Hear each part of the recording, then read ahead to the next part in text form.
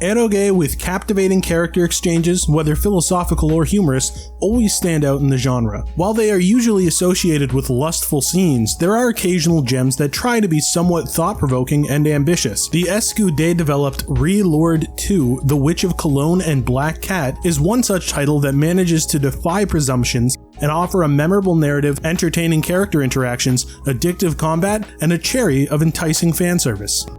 あいつ本当に帰っていったの？愛すべき者のため夕飯があるのだ。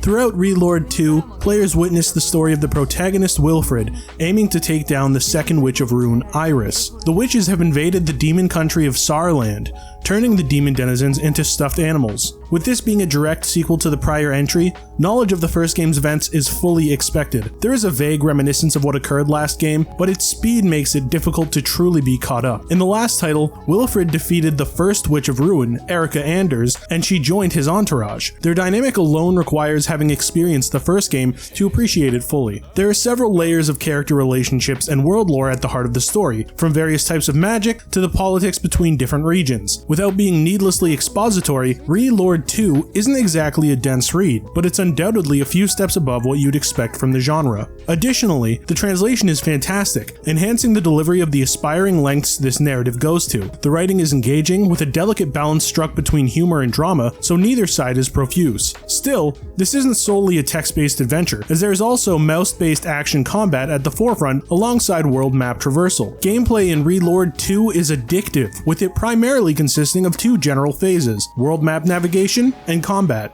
On the world map, players must match map tiles with Tetris-like blocks at their disposal to move forward. These blocks come in varying sizes and shapes, each being freely rotatable. Additionally, blocks are obtained as prizes from battles and treasure chests. The process is straightforward, though the tutorials can make it seem more than it is. Speaking of tutorials, their implementation is sort of a mess. Their delivery is poorly paced and overwhelming, making each gameplay component feel initially more complicated than necessary. This especially holds true for combative sequences. When in combat, players click on foes to damage them via spells. Further, different elements can be actively swapped between and are unlocked through story progress, each having its own caveats. For instance, fire has longer recharge times while casting more damage, with wind offering the opposite. Moreover, guarding can be performed at any time to negate received damage if timed correctly. Enemy encounters are preemptively shown via the map, so you know what you're getting yourself into. Still, they're never all that difficult. Even when accounting for the event boss battles, skillful mouse maneuvering is all that's required to win. However, that factor doesn't take away from how addicting the gameplay is. Players will frequently be forced into compulsory fights against girls where the fan service nature of the title comes full force. Attacking specific articles of clothing initiates costume breaks.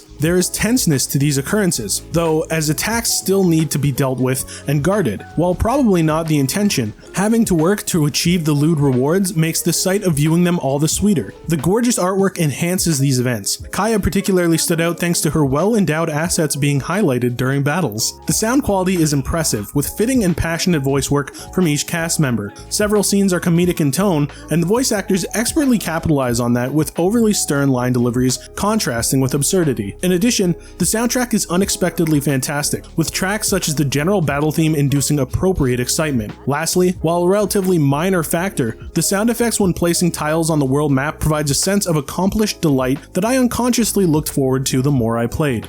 Re-Lord 2, The Witch of Cologne and Black Cat is a terrific erotic visual novel excelling in engaging storytelling coupled with standout, compelling characterization. Further, the appealing sound design and simple yet addictive combat solidify the quality of this experience. Even with potential monotony that may arise during the mindless gameplay loop, it's damn enjoyable. Still, playing the first game is highly advised to get the most out of this sequel, so be sure to check out the first if Re-Lord 2 interests you. Noisy Pixel is giving Re-Lord 2, The Witch of Cologne and Black Cat an 8.5 out of 10. Thanks for watching. Please read the full review at noisypixel.net. Noisy Pixel is run by a group of gamers who work hard to deliver news, reviews, previews, and more. Please subscribe to keep up with all our future content.